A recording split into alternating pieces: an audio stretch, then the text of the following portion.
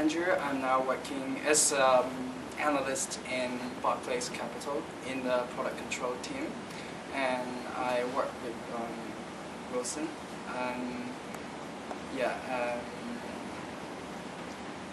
yeah, I've been here for about a year, and maybe I can share with you guys with some of my experience about what is product control like. My name is Wilson. I work with Andrew. I just joined Barclays from about 2 months ago. I joined from DB Tokyo. I worked there for about 3 years. We're now supporting the equity derivatives traders. So on a daily basis, we just look at their P&L, understand the risk of their portfolios, and try to make sure the P&L is correct on a daily basis. So Andrew will talk more on more responsibility of product control. So Andrew, can you tell me what you do on a daily basis? So on the daily basis, we are mostly focusing on the P&L attribution. What is P&L attribution is, for example, the trader have done some trades maybe yesterday, and there are some P&L we need to explain to the senior management. We do this by attribute the P&L into different risk factors. In the derivatives world, the risk factors should be like some delta, vega, gamma, or something. And besides this, we need to focus on the accuracy of the P&L. In this, we need to liaise with different departments, just like the MO, the front office, the trading desk, the trade support, and also the operations. Yeah, we work together to ensure the correct reporting of the P&L, and also the front to back reconciliation of the P&L and also the balance sheet accounts. So attributing the P&L is one of the main duties, and then FOBO breaks, front office, back office break, reconciliation is another duties. What else do you do? Like, let's say on a month end. I understand you guys are very busy on month end. Yeah, on the month end, we usually do some kind of so-called a summary of the month P&L attribution. For example, during the month end, you need to summarize the movement of the P&L and give the management the summary of the risks, just like I mentioned before.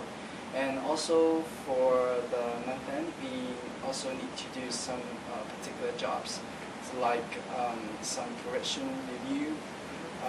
Correction is just like for a trade, in order to price the trade to the fair market value.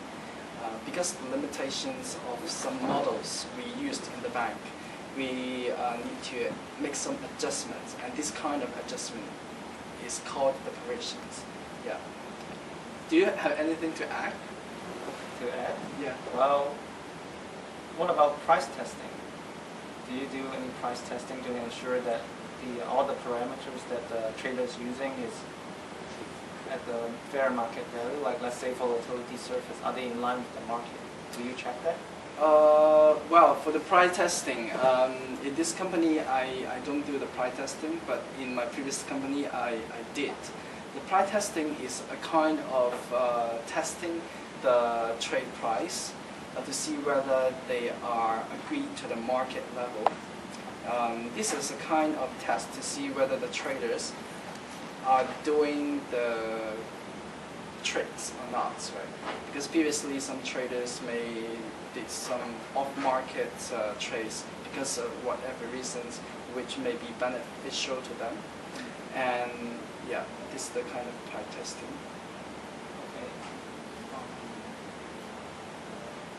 So for the product control, maybe how do you think, what are the requirements to be a good product controller? To be a good product control, first you have to be very meticulous. You have to be very detail oriented. You you have to have good communications because you're sitting in the middle of all the departments. You have to interact with operations, front office like traders, IT, market risk. It's just so many people you have to interact. So you have to be really good at communication and able to explain to others what you need to get done. Like what are your problems, what are the issues, and you have to be very collaborative. Like everybody has to work together to solve the issue. Yes. Another thing I want to add is you need to have to be able to work under pressure because you're mostly dealing with the traders about the P&L. Mm-hmm. And while dealing with the trader, you need to remain your independence of doing the P&L. This, I think, is a very important thing to be a good product controller. Do you think you need to have a very good understanding of like in finance, like you have to have a master in finance to be a good product controller? Yes, that's of course a good idea to get as much as product knowledge as possible because in order to understand the trading portfolio, you need to understand the risks. In order to understand the risks, you need to have a good understanding of what the products are in your portfolio. Yeah, that's very important. So on a daily basis, how much time do you get to interact with the traders? The traders may get maybe 1 or 2 hours to interact with the traders. But for the P&L attribution, you may spend half a day for doing the P&L attribution. Because when you encounter some problems during the P&L attribution, you need to discuss with the traders what are the problems. And if you make some adjustments, you need to agree with the traders in order to report the P&L because the trader, in the day end, they need to sign off what you are attributing. So in your daily work, what are the potential problems you may have? Maybe you have conflicts with the traders. For price testing, they usually challenge us. Like for month end, we do the price testing, and we usually get challenged by the traders.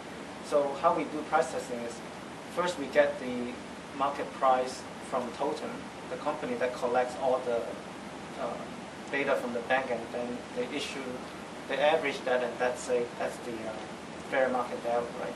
So we use that, and then we compare to the trader's mark. And sometimes trader does not agree with the Totem mark. The reason they think that's wrong is because they will say, oh, maybe some other banks just input some crazy price. They don't even know what they're doing. So that skew up. So that there's some of the banks are considered as outliers and should be excluded. And that will change the mark of the Totem mark, right? So usually when this happens, we have to either go back to Totem and ask them to exclude that, or just to challenge them, or we get broker quotes just to get more evidence of are they in line with Totem. So that will provide more evidence to get back to the trader, just so that then we'll investigate further to see who is right or to take the provision or not. Right? What about if the Totem say they are correct, but the traders insist their mark is correct? How do you handle this issue? Then we'll get broker quotes just to see if there's any real price from brokers that are supporting the Totem or the trader. So it's like a third evidence. Like you have traders, you have Totem, and then you get one more, another price to see which is are they close to each other. Okay, so you need to discuss with the traders for this. Right. Yeah. So I'm a graduate from Carnegie Mellon with a major in information systems. So as you can see, I wasn't even interested in finance or accounting in the first place.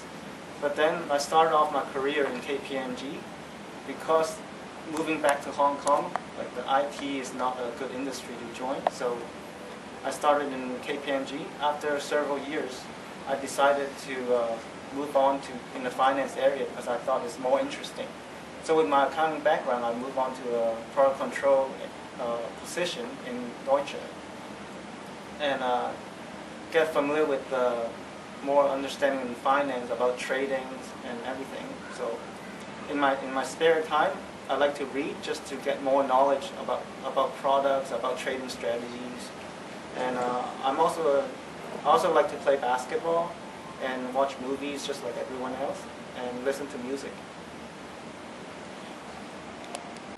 I graduated from the Chinese University of Hong Kong from the Department of Electronic Engineering.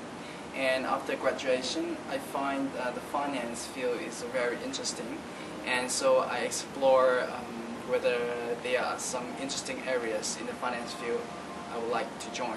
And finally, I land on the product control in some banks. And I really interested in the technical side and also as well as the control side of the product control, because it is a role you can ensure that you can monitor the risk of the banks, of the trading portfolios of a bank. I think it's a very meaningful thing. And during my leisure time, I like watching movies, and I also like playing badminton and also basketball and hiking as well. So thank you, Andrew, for your time. Thank you, Wilson, for your time as well.